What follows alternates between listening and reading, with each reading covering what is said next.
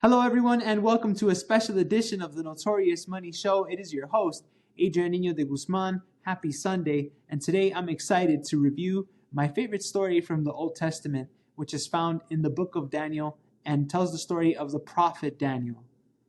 Daniel and a bunch of Israelite young boys were captured and brought in to King Nebuchadnezzar's court.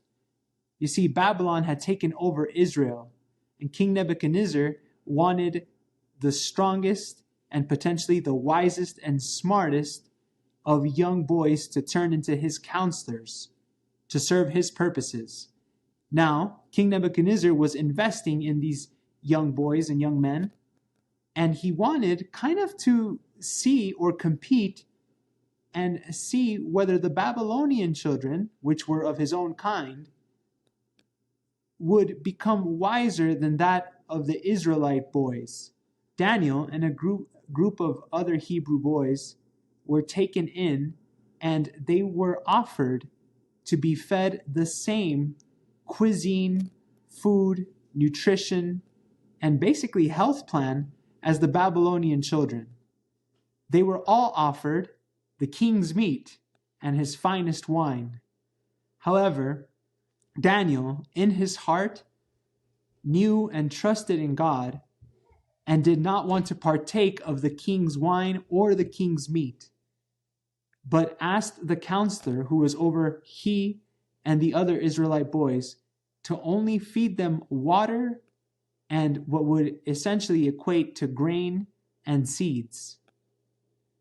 Daniel did this, and he knew and promised his counselor that he and the other Israelite boys would look healthier and would be wiser and stronger than the Babylonian children who would partake of the Babylonian king's meat and finest wine. After 10 days of this diet, Daniel and the Hebrew boys looked fairer, stronger, and were wiser than the Babylonian children who were drinking of the king's finest wine and meat. Nebuchadnezzar, being wise and smart and knowing what he wanted, spoke and saw the huge discrepancy from the Israelite boys and the Babylonian boys.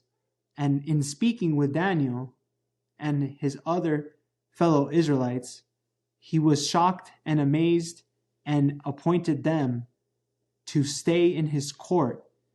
Nebuchadnezzar invested in Daniel and the other Israelite boys, and they were permitted to stay with him and live amongst his other wise men. And at that point, Nebuchadnezzar even recognizes that Daniel already seemed wiser than many of his other counselors in his court. Isn't that crazy? That investment and that confidence that Daniel told one of the counselors. Now, albeit another part of this is that the counselor had to trust Daniel so much so that if Daniel and the other Israelite boys did not look fairer or smarter than the other Babylonian children, he would just be killed for not following the orders and feeding them the king's meat and the wine. So, in this story, what I love is that it's the start of the journey of the prophet Daniel. See, later on, as Daniel becomes older, he then interprets the dream of King Nebuchadnezzar, and then the following king as well, Belteshazzar. And Daniel, because of his wisdom at a young age, because of the restraint and discipline that he had in knowing that, hey, even though I'm getting offered the finest meat, delicious, and the finest wine, that if I stay disciplined and have a long-term vision and focus on my legacy and focus on what really matters, which was his connection to that higher power or to God, he knew that his discipline would pay off in the end. And boy, did it pay off tenfold. Not only was Daniel able to interpret King Nebuchadnezzar's dream, which King Nebuchadnezzar ordered all of the wise men and counselors to come, and without him giving them any clues or any hints at what his dream was about, Daniel then comes in, promises King Nebuchadnezzar that he would interpret the dream. Again, King Nebuchadnezzar wanted not only the interpretation of his dream, but someone to tell him what he dreamt exactly, the sequence of his dream. Daniel prays to God and interprets the dream when all the other counselors and wise men in Babylon were unable to. Daniel does this, and in doing so, he even saves the lives of these other wise men and counselors. So, Daniel interprets that dream. Fast forward at the end of the reign of King Nebuchadnezzar, his son, King Belshazzar, takes the reign of Babylon and also has a dream. But this king was even more undisciplined than King Nebuchadnezzar and more wicked. This king did not give heed or respect to any of his counselors, nor would he even try to listen to I'm assuming, the many pieces of advice that Daniel would give him. But when he has this dream, he calls Daniel, and I'm sorry, it's actually not a dream. It's actually God sending a message to the court when the king is having a party, and on the wall of the court of the king, Daniel comes and interprets what God's message or God's finger had written on the wall. He interprets this message and tells the king that his days are numbered. Another astonishing vision and interpretation of a dream that Daniel is able to perform. But it all stems, the first story is the most important foundation and pillar of everything that happens in Daniel's life. We go back to just being disciplined. What happens if Daniel partakes of just a piece of meat? What happens if he just takes a sip of the wine? Now, I'm not saying that is a sin. Nowadays, to eat a little bit of meat or wine, we're not taking this literally. But Daniel knowing what he needed to do and having confidence in his long-term plan and executing at such a young age and being disciplined, knowing that that small reward, that temporal reward of having a full belly and fine drink was nothing in comparison to the potential he knew he had, and having God as an ally in his life. Later, the culminating event, or the culminating most popular story that we know from Daniel, is that of him in the lion's den. King Darius, the Syrian king, comes and conquers Babylon, and Darius loves Daniel and appoints him to become one of his right-hand man. All of the other servants and wise men are jealous of Daniel, and they're tired of Daniel always being chosen or being heard, and they're tired of him always being right. So they trick the king into writing a decree that no one should pray or kneel to any other god except him, King Darius. So, Daniel, even though he knew this decree, he was about that life, about that action, and he wanted all the smoke. Daniel, again, through confidence and discipline, prays to the God that he believes in. But something that stands out in this story is that Daniel does not do it in secrecy. Daniel continues to pray out loud at night to his God, but he does it with his windows and doors open, so everyone is still able to hear, those that are around him. And ironically enough, who's around him? The gossipers, the cheaters, and the liars who deceive the king to writing this decree, even though because they knew that Daniel would never stray away from what he believed in, and he would never stop doing what his faith would lead him to do, which is pray to his God. So they tricked the king knowing that Daniel would disobey this decree and basically be thrown into the lion's den. And their dark plan was to inevitably get rid of Daniel and destroy him and kill him. The next day, after Daniel finishes praying and he is heard by these counselors and cheaters and liars, they tell the king that Daniel needs to be arrested and thrown into the lion's den. They do this, and when they tell the king, they show him the decree, and the king is unable to do anything about this decree because he sealed it. And in the laws of the kingdom, any decree that is sealed or signed by the king in this decree could not be abolished. So Daniel is thrown into the lion's den.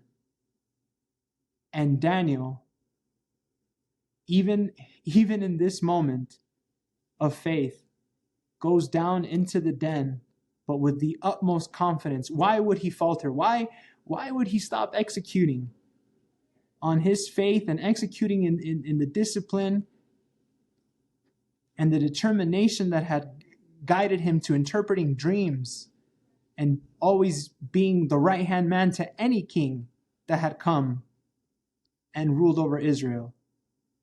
He did not falter, and even in the lion's den, we know that he had faith, and that when he goes in, the lions did not touch him.